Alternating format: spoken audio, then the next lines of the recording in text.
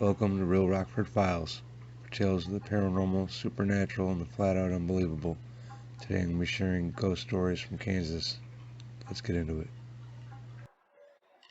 Story 1. It happened a few months back or so, I can't remember exactly. I went to bed later than usual that night. I fell asleep just fine. I had my fan going and my lamp on. I forgot to turn it off that night. Note, my fan was placed at the end of my bed, and it was on high as it can go. I was sleeping when I noticed that my surroundings became aware to me. I did not open my eyes. I was afraid to, and I just knew I would see something that would frighten me. Not long after, my body became warm and tingly. At this point, I was not afraid. The longer I lay there wondering what was going on, I felt the movement of my body stop. The warm, not so scary feeling was gone, and I could no longer move. Right away it seemed dark and my fan tunneled out. Nothing but still silence. I'm shaking and sweating, still have not opened my eyes. I had this weird feeling, and right then I felt a face hover right above mine. It was still complete silence in my room. The air felt thick. It was almost like I heard the lips break apart before speaking. That is when I hear a deep, angry old man's voice say, "I hate you. I will hurt you." I wanted to scream, but my mouth does not budge. I wanted to get up and run, but I could not move my body. All I could do at this point was think, go away, leave me alone. I started praying, anything to get out of this situation. All at once, everything lifted. I no longer felt a man hovering above my head. My fan tunneled back in and I could see light through my shut eyes. I waited a couple of minutes before moving or opening my eyes. Once I did, I turned on my TV, calmed down, and went to bed a couple hours later. It doesn't end there. In the morning, I told my dad. He just looked shocked and told me how he had nightmares about a man's face floating around that exact night. He told me how he woke up covered in sweat. Story 2. First off, I want to say I do enjoy paranormal websites and sharing all the stories that I find on them. It's great to know I'm not alone. I've had many experiences throughout my life that could be categorized as paranormal in my opinion. The most terrifying one was about 8 years ago. I had never had an experience like it since. My husband, myself, our son and daughter recently moved into his deceased father's home. This is in a rural farming town, and the home we had was even further into the country, as we called it. We lived on a gravel road. Our closest neighbor was a mile away. Everything was going pretty good. The kids' room was upstairs and ours was downstairs. My husband worked and I was a stay-at-home mom at the time. The kids rode the bus to school and I was at home for half a day by myself. I would hear footsteps but always figured it was my deceased father-in-law.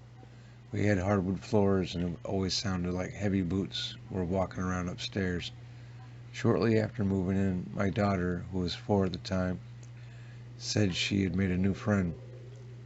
She said her friend's name to me, I can't remember the name, it was like Madeline or Marjorie, and it was a very old-fashioned name for a young girl.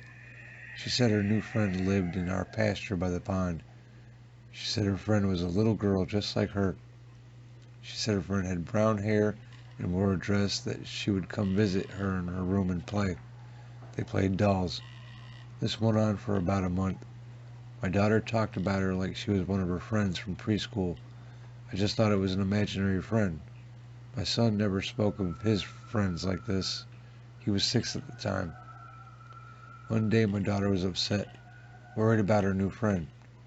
She told me that her friend and her parents had been camping by our pond, and one day her parents just left her.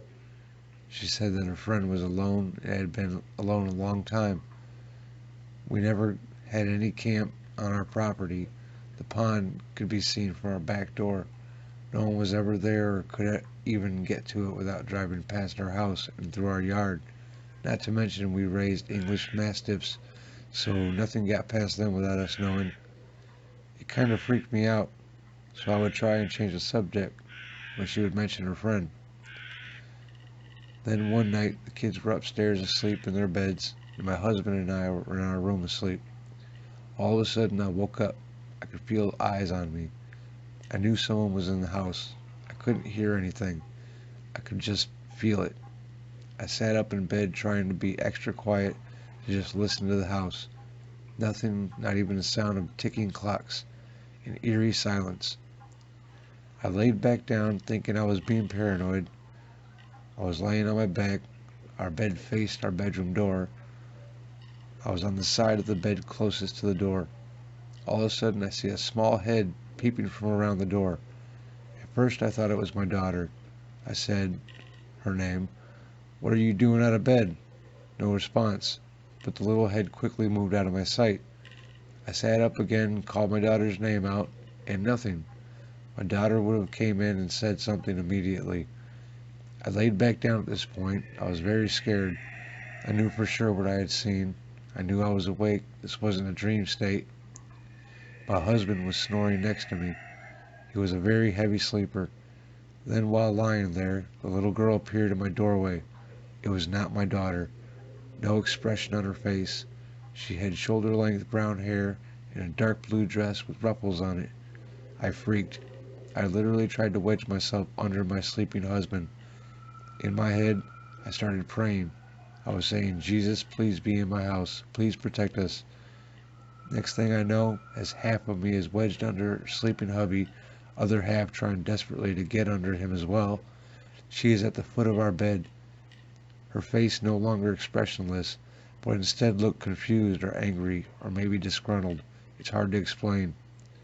Next thing, she took her hands and stretched out her arms and very quickly started pulling the comforter off the bed and onto the floor.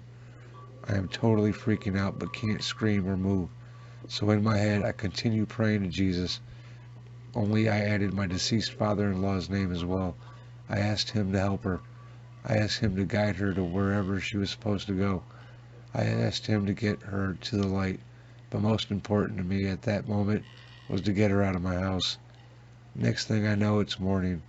I had fallen asleep, or maybe even passed out from fear. Never had anything happen in that house again, and my daughter never mentioned her friend again either. I like to think that my father-in-law helped her get to where she was supposed to be at, or at least get to peace. After it all, I did some research. A young girl at the age of 5 had drowned in our pond back in the 1970s. Thanks for reading. Story 3. Up to this point in my life, I don't really remember seeing or sensing anything paranormal. So when I was 14, I decided to get a library card for something to do during the summer. I'm an only child, few friends, and just generally would rather stay in and read. I did the usual young teen stories, in particular the ones based on mystery or ghost or some other creepy thing. Lately I had gotten into the habit of going upstairs to the adult floor. Those dark and shadowy aisles gave me a sense of comfort. I loved how the old books smelled and how the pages had yellowed. Sometimes I felt I was stepping into a time forgotten, surrounded by books that got pushed to the older part of the library when new, current, and fashionable books arrived. For any reason, I loved the older section. One day I happened onto a section of books categorized as paranormal and occult. Interesting, methinks. I checked a couple of ghost stories out, went home and plunged right in. I soon realized I much preferred my parents be home when I was reading. Some scary stuff there for a 14-year-old know-nothing. I devoured all the haunt books in about a month. So just casually, one afternoon, I went to my favorite section to see what I might have missed. No new books, except, wait, here's a new one. Aleister Crowley. So away I went with this book, just thumbing through. I saw some spells and such and was completely intrigued. Back at home, I tore into the book. Actually, I tore through the spells and chants for bringing the dead back to the living, or talking to them or something. I was 14. I wanted to know about this magic stuff. Well, it didn't take long. At night I would wake up and hear what sounded like a room full of people just murmuring on. I couldn't make out one word that was being spoken. I started having a problem going to sleep. I was kind of freaked out, but I kept on reading. Pretty soon my parents were noticing odd happenings. My mom worked very early mornings. She would be the only one up. Her morning routine was that she would bring her day's clothes into the bathroom with her so that after showering they were right there. One particular morning, she came around the corner to find pink Kleenex wadded up on top of her clothes, folded on the counter. Nobody was awake but her. Now this is about the craziest part of what happened. Our carpet was a greenish color, sort of a flat carpet. Gradually, over time, I would notice these half-moon shapes stained into the carpet. They would be in one area, then the next day be somewhere else, we became aware of it in the living room. The dark stains spelled my name. It was weird. At that point, my parents asked me to please stop reading those books. I did, but odd things would still happen. I wonder if I conjured some precedents by reading out loud the invocations in the Crowley book. There are a lot of other happenings if you would like me to post them. Story 4. Ever since I could remember, I'd always believed in the paranormal. I grew up in a Roman Catholic household, attended 9 years of Catholic school, and up until recently went to church nearly every Sunday. However, my dad had a firm fascination with all things ghostly and that go bump in the night, which he passed on to me.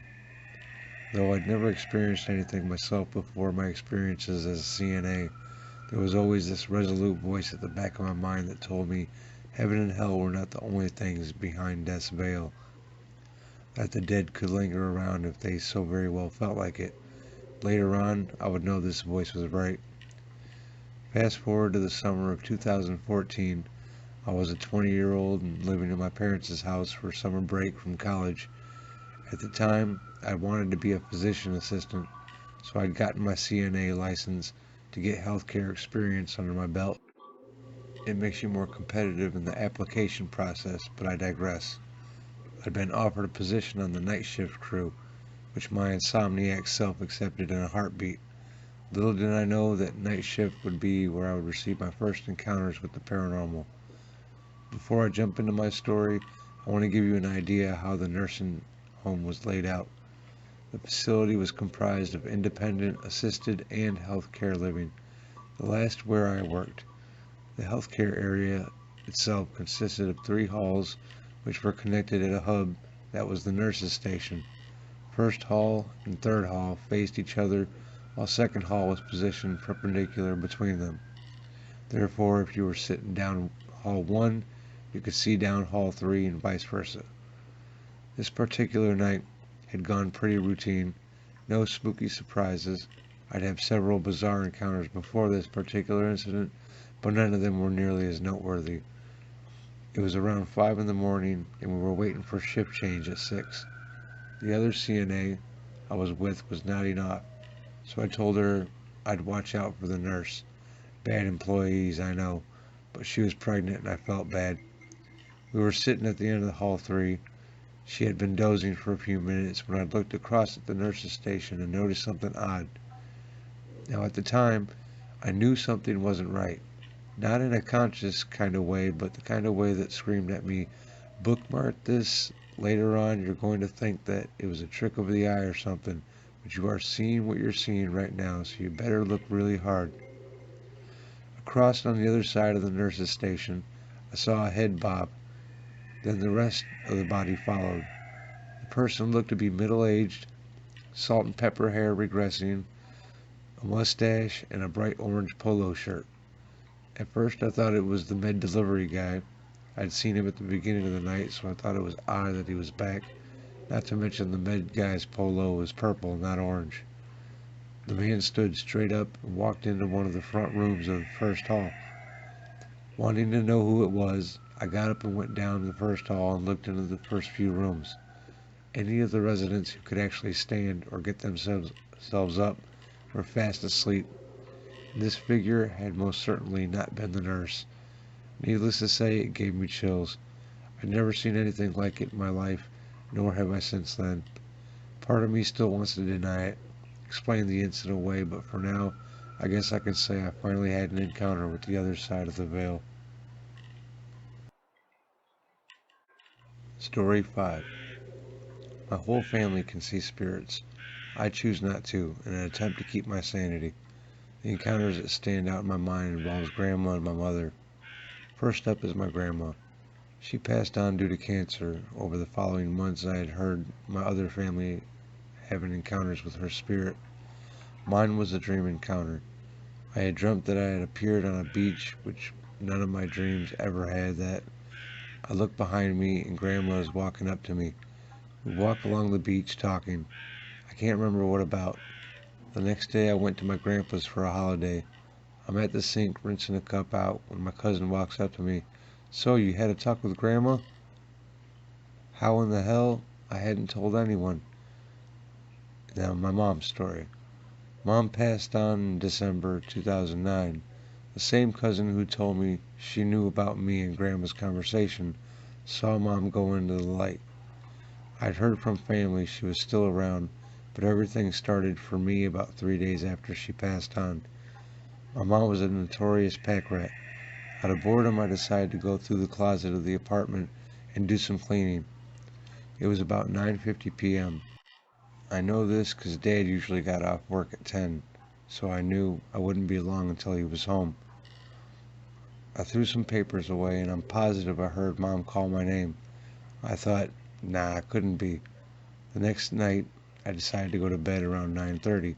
I started dozing off when something woke me pretty quick. At the foot of my bed was Mom, with a sorrowful expression. She appeared 3 days in a row. One other encounter was with my father's spirit. Dad passed away in November 2014. I got the vibe I wasn't alone at Grandpa's. However, to keep things smooth, I didn't let anyone know. I got your usual cold chills, the feeling of being watched. I was semi-lucky and Dad's second wife gave me Mom and Dad's ashes. However, to keep little hands, children, out of them, Grandpa okayed it to leave them at his house. They're in his room, where even when I was a kid I wasn't allowed. One day we were doing some work in the house when his fire detector started going off. Thing is, we stopped it and walked away.